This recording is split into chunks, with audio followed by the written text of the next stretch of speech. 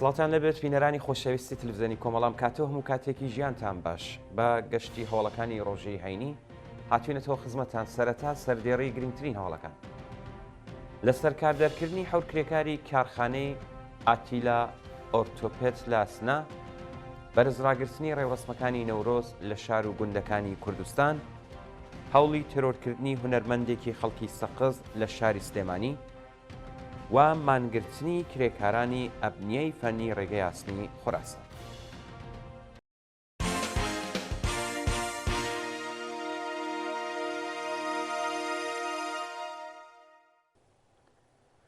درێژەی هەواڵەکان لە سەرکاردەرکردنی حەوت کرێکاری کارخانەی ئاتیلا ئۆرتۆپێت لە ئاسنا بەپێی هەواڵی گەشتوو ڕۆژی پێنجشەممە دوی خاکەلێوە بەڕێوەبەرەتی کارخانەی ئاتیلا ئۆرتۆپێتی سنا حەوت کەس لە کرێکارەکانی بەبێ هۆکار لە سەرکار دەرکرد. بەپێی ئەو راپۆرتە خاوەنکاری کارخانەی ئاتیلای ئۆرتۆپێتی سنا حەوت کرێکاری و ناوەندە سەنەتی بە 15 ساڵ پێشینەی کاری و لە حاڵێکدا هێشتا جێژنانە و پاداشتی ساڵی تازیان وەرنەگرت بوو لە سەرکار دەرکردووە. ناسناوی ئەو حەوت کرێکارە بریتیە لە لوقمان ئەحمەدی، لوقمان عەزیز فەرادە، ئارمین زەمانی، پەرویز عەزیزی، مسلم فەردینپور، داوت ڕازانی و ساڵح بەیگیە. بەرزڕاگررتنی ڕێوەڕەسمەکانی نەورۆز لە شار و گوندەکانی کوردستان ڕۆژی پێنجشەممە دوی خاکەلێوە خەڵکی شۆڕشکێڕی کوردستان لە دووهەمین ڕۆژی بەهاردا ڕێوەڕەسمەکانی نەورۆزی سەرکەوتنیان بە جۆش و خۆشێکی بێوێنەوە بەڕێوەبرد. بەپێی هەواڵی گەشتوو لە شاری نۆتشە هێزە سەرکوتگەرەکانی کۆماری ئیسلامی ڕێگەیان نەداوە خەڵک بەڕاسمی نەورۆز لە ناوەندی ئەو شارە بەڕێوە بن و تێک هەڵچوون لە نێوان هێزەکانی حکوومەت و خەڵکی ئازادی خوازدا هاتۆتە ئاراوە. لا گەڕێکی کەمێزی شاری سنە مەڕاسمێکی شکۆدار گیرا و ئاگری نەورۆز لەلایەن دایکانی دادخوازی شۆڕشی ژینا داگیرسا و خەڵک دروشمی ژن ژیان ئازادیان بەرز کردەوە. لا گوندەکانی مێماندار و قارنای سەر بە شاری نەغەدا خەڵکی شۆڕشێر بە پەرۆشەوە ئاگریان هەڵکرد و ڕاشپەڵک لە دەوری مەشخەڵی سەرکەوتندا سەمایان کرد. لە گوندی عەلیابادی شنۆ بە هەمان شێوە سەدان کەس بەشداری مەراسمی نەورۆز بوون و لەگەڵ بنەماڵی گیان بەختکردوانی شۆڕەشی ژینا دروشمی ژن ژیان ئازادیان وتەوە.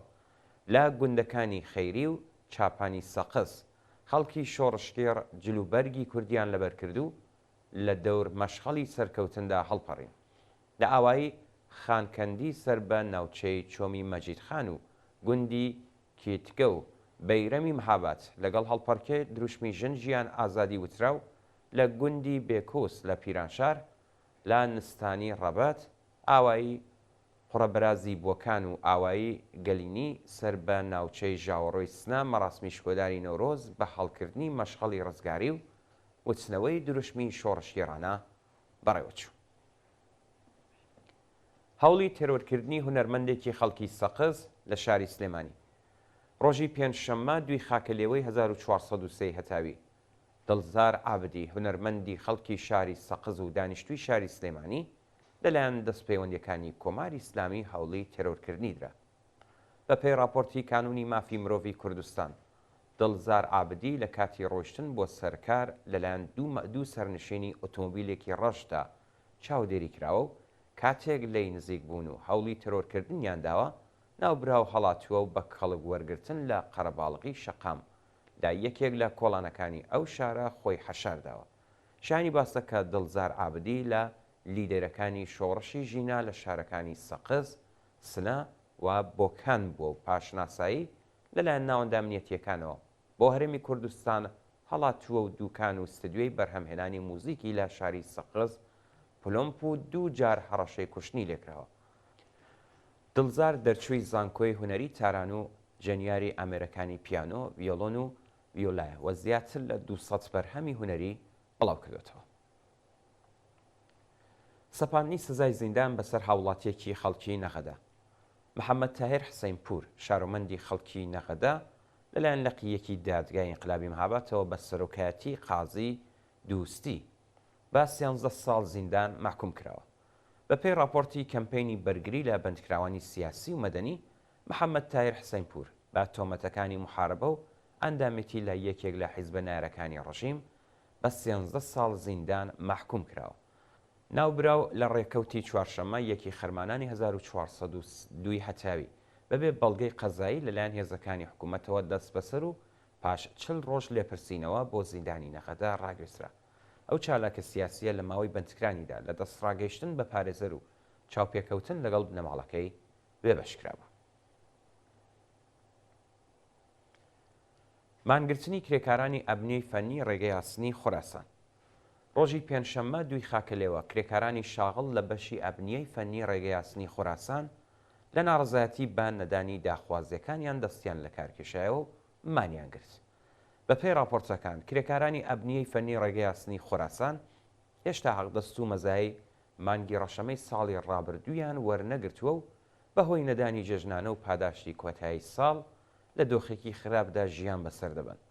شایانی باسەکە لە ڕۆژانی کۆتایی ساڵی 1402دا کرێکارانی ئەبنیەی فەنی لە باشووری ئێران ناوچەی زاگرۆز، لۆڕستان و ئازەربایجان لە ئاسنەدانی داخوازیەکانیان ناڕزایەتیان دەربڕی بوو. زەوتکردنی یارمەتیە مرۆییەکانی بەلوچستان لەلایەن سوپای پاسدارانەوە. شەوانی 28 و 29 ڕەشەمەی 1402 سوپای پاسداران دەستی کرد بەسەر 19 بار هەڵگری شیری وشک، خۆراک، مادەی بێداشتی، پۆشاک و هیتر کە لە شارەکانی دیکەوە بۆ یارمەتی لە فاولێدراوانی بەلوچستان نێردرا بوو وە هەموو کەلوپەلەکانی بۆ ئەمبارەکانی خۆی گواستەوە. بەپێی راپۆرتی ڕێکخراوی هاڵوەش ئەو یارمەتیانە لە 19 بار هەڵگر و دەوانەتی تویتای پڕ لە مادەی خۆراکی بێداشتی، خێوەت، دەرمان و شیری وشک بۆ منداڵان پێکات بوو. بە پێی زانیاریەکان هێزەکانی سوپای پاسداران وێڕای زەوتکردنی کەلوپەلەکان پارێزەری سلولەکەشیان دەست بەسەر کردووە. بە وتەی چالاکانی بەلوچ بەلانی کەم 900 خێزانی هەژار پێویستیان بە یارمەتی خێرا هەیە و ئێستا لەو پێویستیانەی کە لەلایەن خێرخوازانەوە نێردرا بوو بێبەشکراوە. دەست بەسەرکردنی هاوڵاتیەکی بەلوچ لە جادەی زاهدان بەم. ڕۆژی سێشەممە 29 ڕەشەمە هێزە ئەمنیەتیەکانی ڕژیم لە مێحوەری زاهدان بۆ بەم شارۆمەندێکی بەلوچیان بە ناوی ئیسماعیل ڕەخشانی دەست بەسەر کرد. بە پێی راپۆرتی کەمپینی بەرگری لە بەندکراوانی سیاسی و مەدەنی ئیسماعیل ڕەخشانی بەبێ بەڵگەی قەزایی و توندوتیژیەوە لە بازگەی پشکنینی شاری بەم لەلایەن هێزەکانی حکوومەتەوە ڕفێنراوە. ئەو شارۆمەندە بەلوچە پاش لێپرسینەوە و پەروەندەسازی بۆ ئوردوگای غەدیری سوپای پاسداران لە زاهدان گوازراوەتەوە. دواهواڵ سەبارەتە بە بەڕێوەچوونی مەراسمی نەورۆز لە چەند وڵاتی جیهان. ڕۆژی پێنجشەممە دوی خاکە لێوە مەراسمی شکۆداری نەورۆز لەلایەن کوردانی دانیشتی وڵاتانی ژاپۆن، هۆلەند، ئاڵمان و سووریا بەڕێوەچوو. بە پێی راپۆرتەکان کوردستانیان لە ناوچە جیاوازەکانی ژاپۆنەوە بەشداری ئاهەنگی نەورۆز بوون و ڕویان کردوتە پارکی ئاکیگاسی شاری سایتاما. پێشگەل لە ئەندامانی ئەنجومەنی دەوڵەت و پارلەمانتارانی ژاپۆن، کوردان و خەڵکی وڵاتە و نزیکەی 1500 کەس بەشداری ئاهەنگەکە بوون. لە ئامستەردامی هۆلەند کوردان و چالاکانی سیاسی دانیشتوویە و شارە مەراسمی نەورۆزیان بەڕاستنی سفرەی حەوتسین و بەرزکردنەوەی وێنەی گیان بەختکردوانی شۆڕشی ژینا بەڕێوە بردو دژ بە کۆماری ئیسلامی دروشمیانوتەوە. لە شارەکانی ئارنهایم و دویسێبۆرگی ئاڵمان کوردستانیان بە داگیرسانی ئاگر و دەربڕینی شای و خۆشی هاتنی نەورۆز و بەهاری سەرکەوتنیان لە هەموو کوردان پیرۆزبایی کرد. لا دمەشقی پایتەختی سووریا کوردان مەراسمێکی شکۆداریان بە بۆنەی هاتنی نەورۆز بەڕێوە بردو لەگەڵ بڵاوکردنی موسیقا بە جل و بەرگی کوردیەوە هەڵپەڕی.